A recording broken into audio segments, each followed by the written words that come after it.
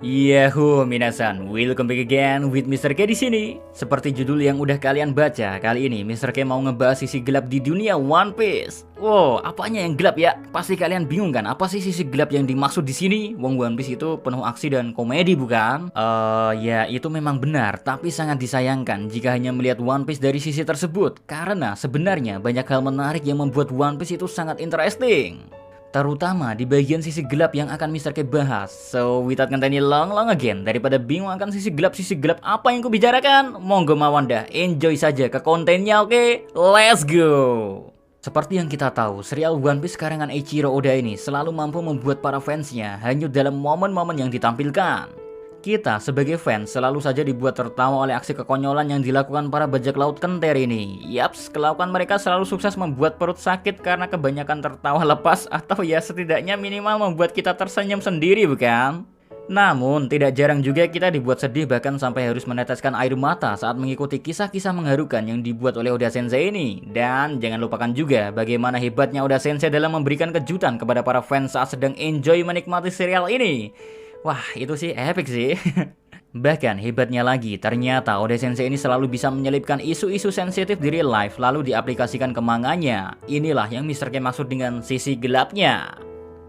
Penasaran kan isu-isu atau sisi gelap apa saja yang sebenarnya Oda Sensei selipkan selama ini di dunia One Piece? Oh, mari coba kita cek and recheck bersama, oke? Yang pertama adalah eksperimen manusia. Ingatkah kalian dengan Kuma dari pasukan revolusioner, dirinya telah menjadi korban dari eksperimen gelap pihak Angkatan Laut? Walaupun kita masih belum mengetahui apa alasan dari Kuma menyetujui dirinya sendiri sebagai bahan dari percobaan cyborg yang dipimpin oleh Dr. Vegapunk. Ya, tapi hasil dari eksperimen tersebut pun menjadi sebuah cyborg yang kita kenal dengan sebutan Pacifista. Kuma yang menjadi prototipe dari Pacifista ini lalu disebut sebagai PX-0. Gak habis sampai di situ, Pacifista lainnya sebut saja PX-5 atau PX-7. Mereka semua dibangun dari mayat manusia yang secara bertahap diubah menjadi Pacifista.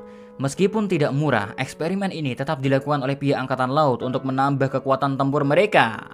Nah, jika mengacu ke perkataan Sentomaru, biaya yang dikeluarkan untuk membuat satu Pacifista sama dengan biaya untuk membangun sebuah kapal perang Angkatan Laut. Well, tak hanya dari pihak Angkatan Laut sih, ingatkah kalian dengan bisnis dunia bawah yang dipimpin oleh Doflamingo menggunakan kemampuan ilmuwan gila Caesar Clown? Doflamingo bisa menyediakan buah iblis buatan yang mana nantinya buah iblis tersebut bisa memberikan kekuatan bertipe Zoan. Tapi, seperti yang kita ketahui, tidak ada kekuatan instan yang tidak ada bayarannya. Belum lagi, buah iblis buatan bernama Smile tersebut hanya memiliki potensi keberhasilan 10%. Artinya, dari 10 orang yang memakan buah iblis Smile tersebut, hanya satu oranglah yang akan memiliki kekuatan buah iblis.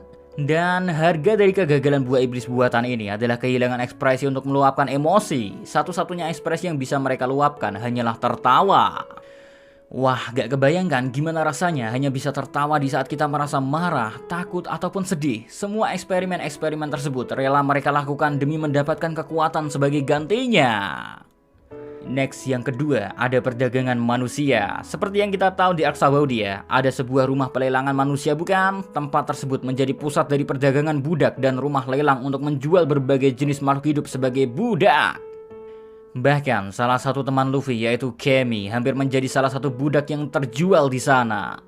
Melihat antusias dan banyaknya orang yang hadir ke pelelangan tersebut, jual beli makhluk hidup mungkin adalah hal yang biasa di dunia One Piece. Dan bisnis kotor tersebut ternyata dipimpin oleh Doflamingo yang akhirnya diberikan kepada Disco. Wah, emang sih kalau ngomongin bisnis dunia bawah sudah pasti Doflamingo lah yang menjadi otak di belakangnya. Karena memang Doflamingo ini disebut sebagai pria paling berpengaruh di dunia bawah. Bahkan Doflamingo pun juga lebih dikenal dengan sebutan Joker oleh orang-orang di dunia bawah. Hal-hal tersebut mengingatkan kita pada kehidupan di dunia nyata bukan? Bagaimana seseorang kehilangan haknya untuk hidup dan malah diberlakukan sebagai barang yang memiliki nilai untuk dijual. Next, yang ketiga, adanya perbedaan kasta atau kelas sosial. Di One Piece sendiri, setiap daerah sepertinya selalu dipimpin oleh seorang raja. Yang pastinya akan melahirkan sebuah perbedaan, di mana terdapat rakyat biasa dan juga ada bangsawan. Hal inilah yang membuat perbedaan kasta atau kelas sosial muncul di serial One Piece. Belum lagi adanya bangsawan kelas dunia atau yang biasa disebut Tenryubito lebih memperlihatkan kesenjangan yang ada. Lihat saja bagaimana para Tenryubito yang pergi kemana-mana dengan tabung oksigen yang melekat pada gelembung atau kotak kaca di kepala mereka. Hal tersebut mereka lakukan agar tidak menghirup udara yang sama dengan rakyat jelata. Tenryubito juga memiliki hak-hak yang tidak dimiliki oleh rakyat biasa lainnya, sebut saja seperti mendatangkan Admiral Angkatan Laut hanya karena dipukul oleh seseorang, atau memberikan tanda khusus kepada budak yang dimilikinya. Bahkan Ratu Bajak Laut Boa Hancock memiliki tanda tersebut di belakang punggungnya yang mulus, putih, dan seksi. Tanda tersebut dikenal sebagai cakar dari kaum naga langit. Wow, memang dah Tenryubito ini benar-benar kebal terhadap segala bentuk keadilan. Ya, maksud dari bentuk keadilan ini adalah mereka kebal dari hukum karena mereka dapat dengan mudah membunuh seseorang hanya karena alasan menghalangi jalan. Namun, meskipun telah melakukan pembunuhan, mereka tidak akan pernah mendapatkan poster buronan karena melakukan kejahatan.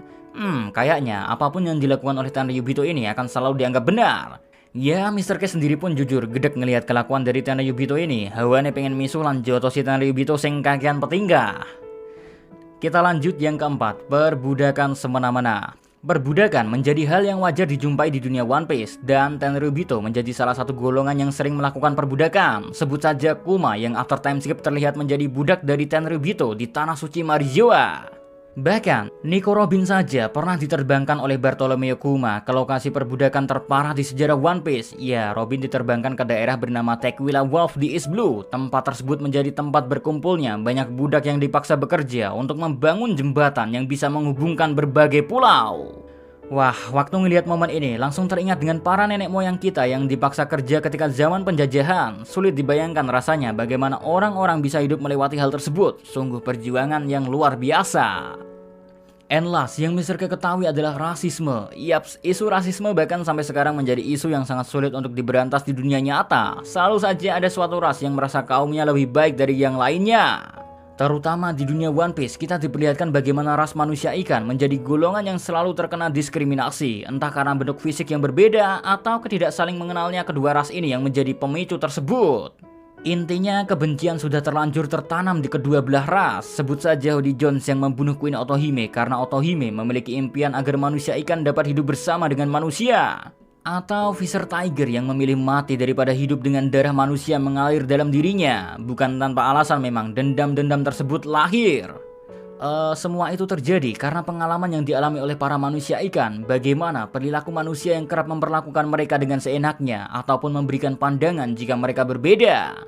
Ya, meskipun tidak semua manusia seperti itu sih, namun hal tersebut sudahlah cukup untuk membuat luka di hati para manusia ikan. Itulah beberapa sisi gelap yang ada di dunia One Piece. Dengan kehebatannya, Oda Sensei mampu membawa isu-isu berat di real life menjadi sebuah cerita yang dikemas secara ringan dan menyenangkan, tapi terkadang berbobot.